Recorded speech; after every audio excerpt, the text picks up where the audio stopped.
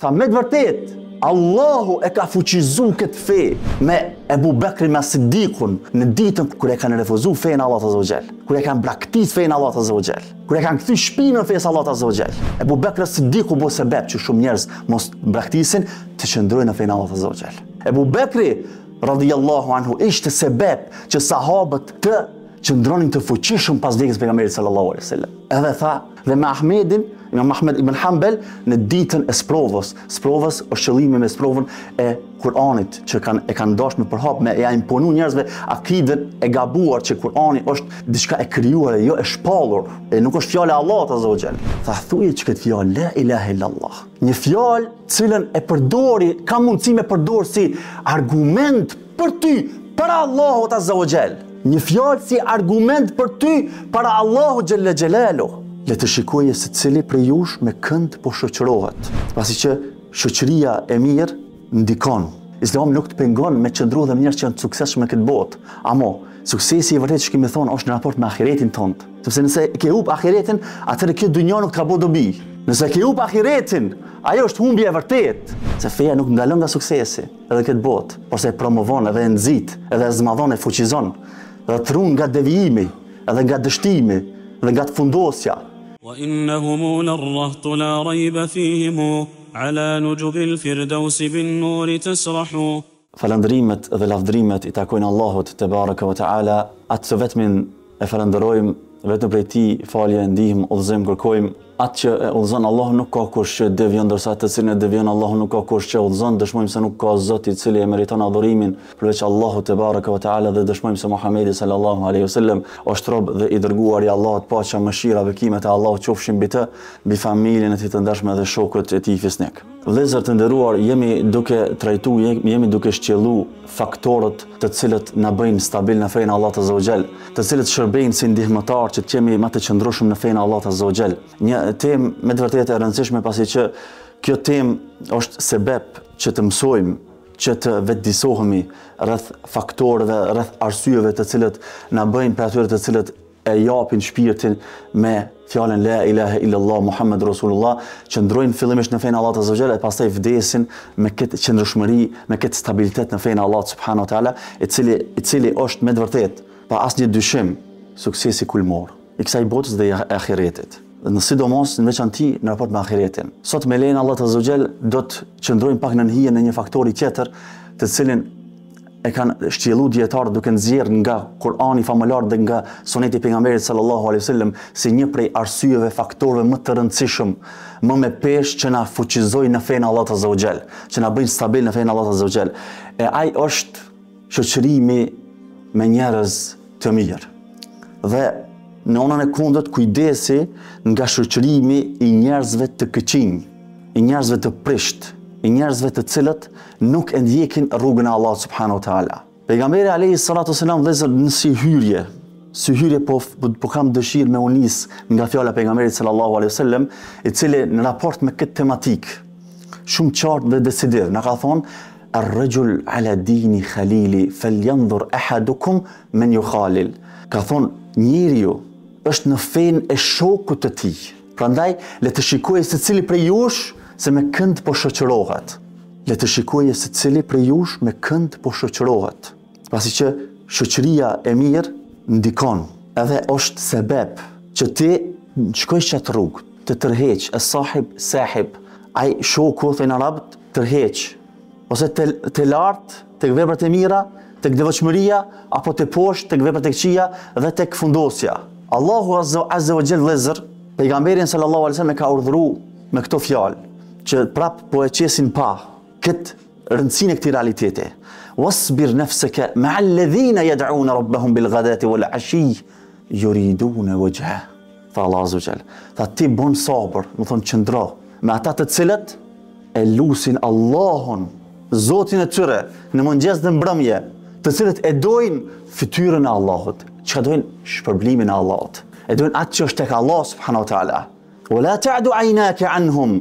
I thëtë Allah azza wa jall, e ti mos gabo me i shmang syt nga ata, turidu zinat el hayatit dunya, e ti ta dëshirosh kështu pastaj knatësinë e kësaj dunjës, apo stolit e kësaj bote. Nga suneti e pejgamberit sallallahu alaihi wasallam kemi shumë qartë një këshill vëllezër madhështor nga ai dietari që se njerëzit përmes qëndrimeve, përmes fjalëve njihen se ku gjenden. E aty në përshkrimin kur ai personi i cili i kishte mbyt 99 persona, kur e aludun të Ajkmurgu, i cili e pengoi nga teubeja, nga pendimi, pastaj kur e aludun të një dietar, që me të vërtetë ishte dietar. Çfarë ishte këshilla e tij në raport me këtë? I tha, kush ka mundësi me të pengu, fillimisht, kush ka mundësi me të pengu mes teje dhe mes teubës, mes pendimit.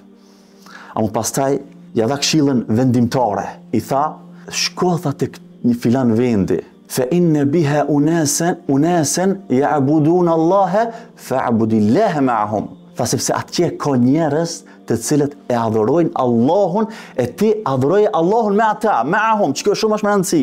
Me ata adhuroje. Më thonë, ndihmohu në rrugën e vërtet, në rrugën e drejt, në rrugën e adhurimit, në rrugën e devotshmërisë, me ata. Adhuroje Allahun me ata. E tha, mos u kthete që ky vend, të vendi yt, se është vendi keq. Mos u kthete ky vend se është vendi keq. Çfarë do të thonë kjo?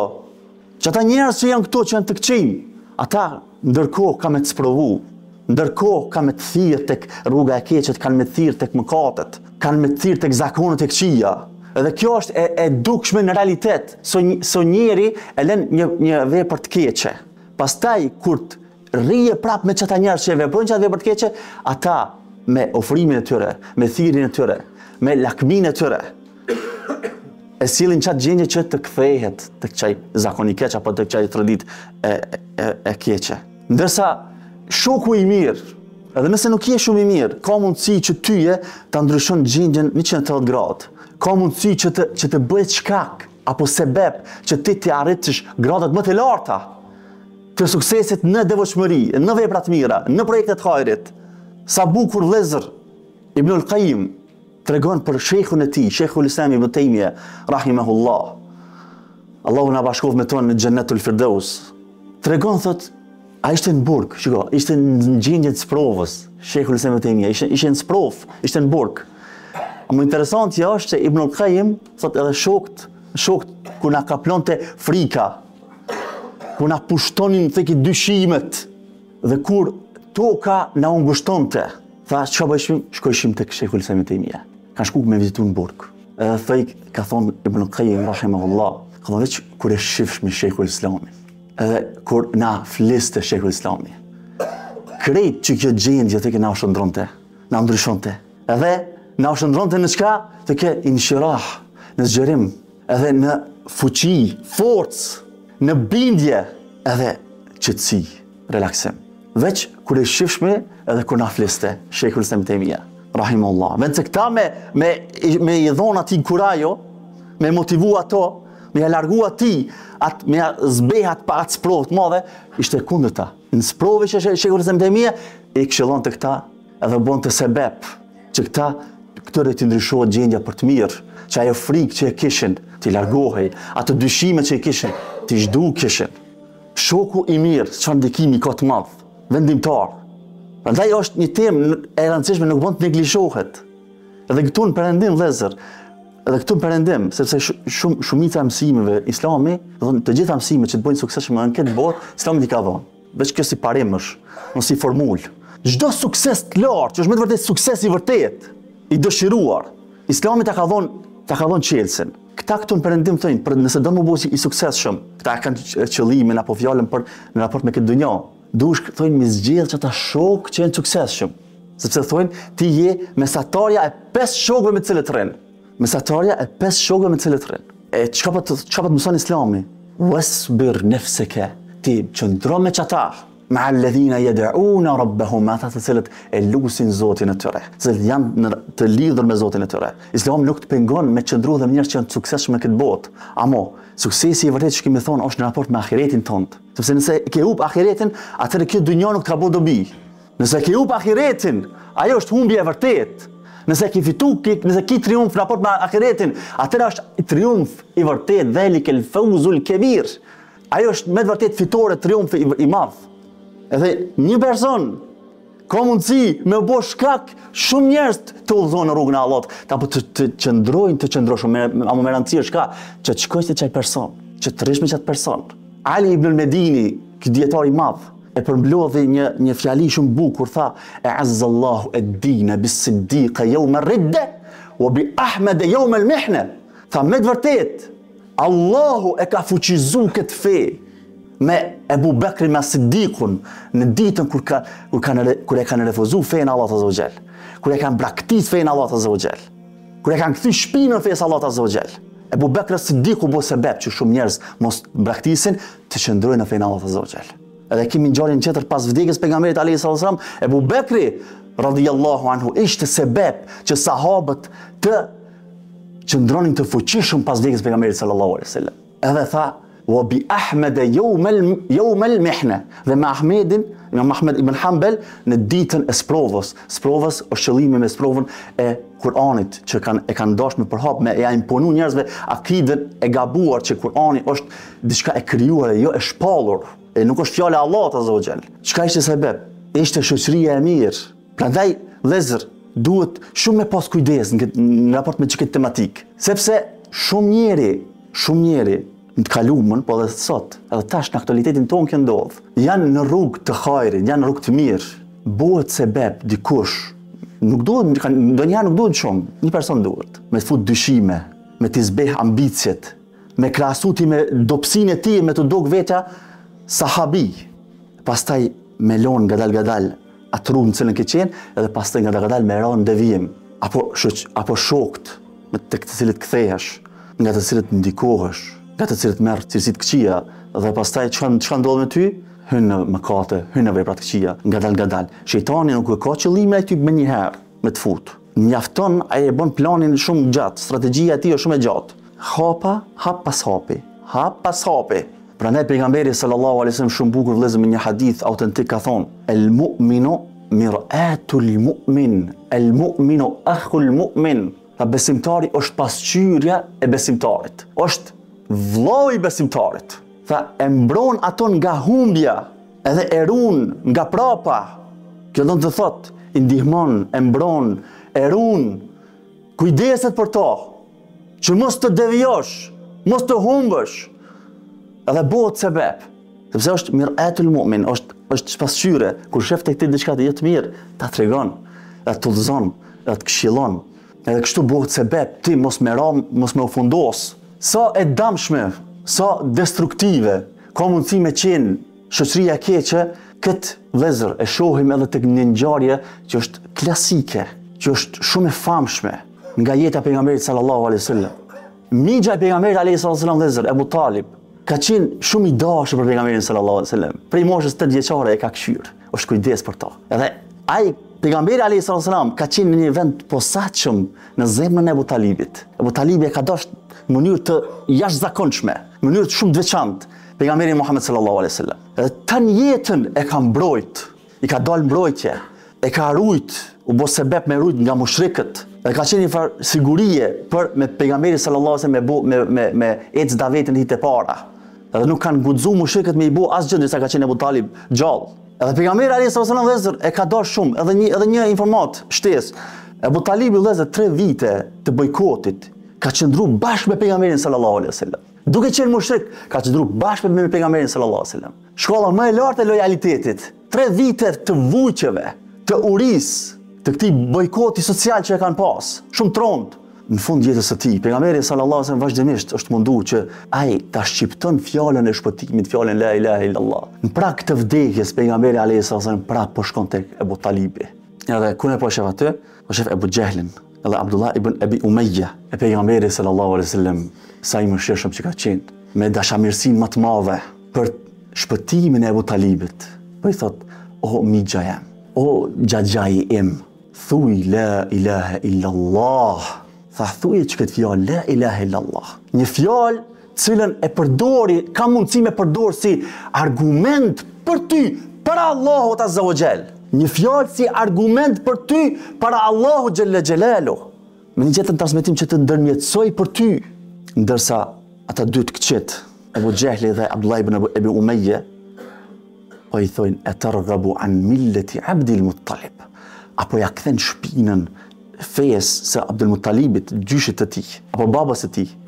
Pejgamberi sallallahu alaihi wasallam nuk po dorëzohet, po vazhdon pejgamberi sallallahu alaihi wasallam me ja bu këtë ofertë të shpëtimit nga zjarri i xhenemit përgjithmonë.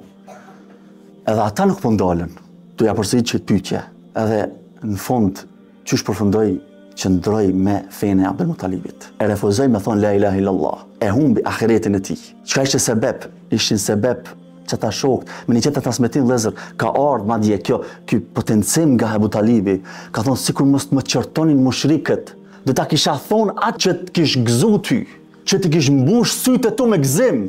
Ama çka ishte, do të thonë, derti apo frika e tij, ishte qërtimi i Kurejshëve, shoqëria keqe. E pastaj pejgamberi sallallahu kur vdiq, pejgamberi alayhi salatu wasallam tha sallallahu alaihi wasallam, tha pasha Allahun kam me vazhdu me kërku falje për ty, derisa nuk më ndalohet. E Allahu azza wa jalla zbriti, ma kana lin nabiyyi wal ladhina amanu an yastaghfiru lil mushrikina walau kanu uli qurba min ba'di ma tabayyana lahum annahum ashabul jahim. Tha nuk i lejohet të dërguarit, Allahu xhalla xhelalu tha, nuk i lejohet të dërguarit, pejgamberit, e as atyre që besojnë, do të thonë besimtarëve, edhe neve s'na lejohet, me kërku falje për mushrikët.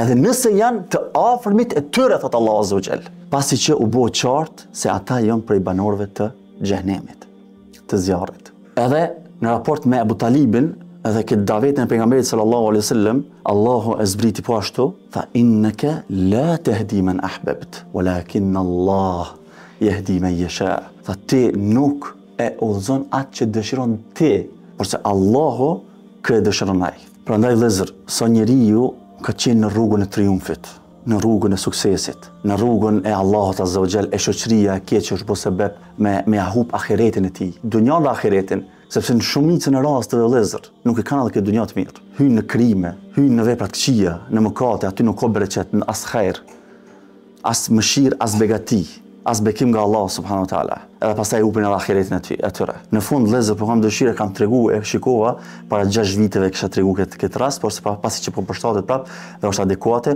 po kam dëshirë prap në formë të përmbledhur me përmend atë rastin atij djaloshi në Arabinë Saudite, i cili ishte në burg dhe ishte gjyku për vdekje, për mbytje. Më herët kishte qenë prej të devotshmëve, për njerëz të mirë. Ama çka ishte bo sebeb?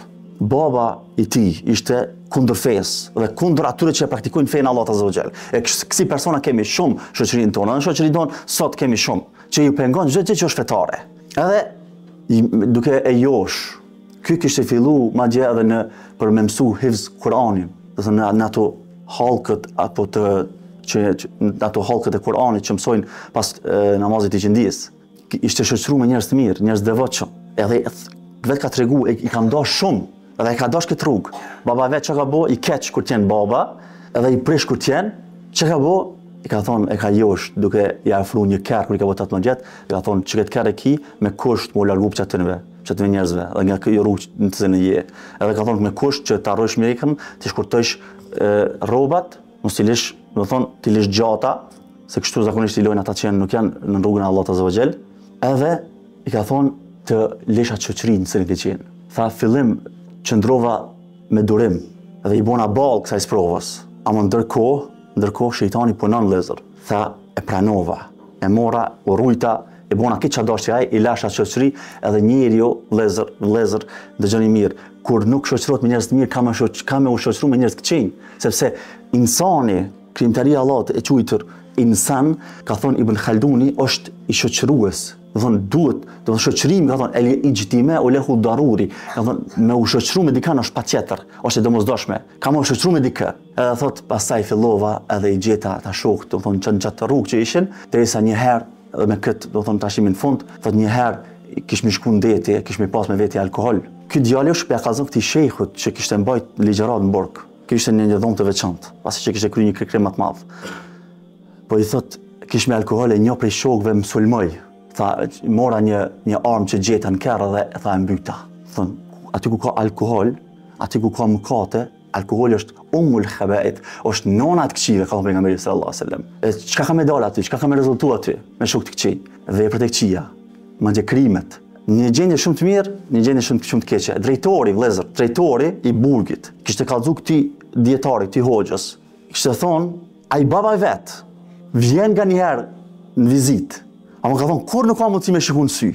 Sepse ky djali me qëllim e pyet këtë babën e vet. Çka ndodhi me atë filanin që ish mi shok, para se më mund dhe ju, çka ndodhi me qatë në xhami që ishim bashk.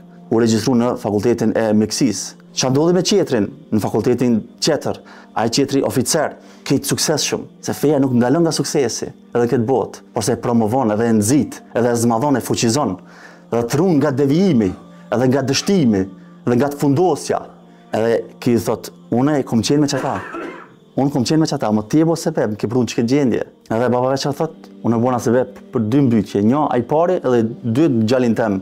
Prandaj, vëllezër, rëndësia edhe pesha shumë e madhe.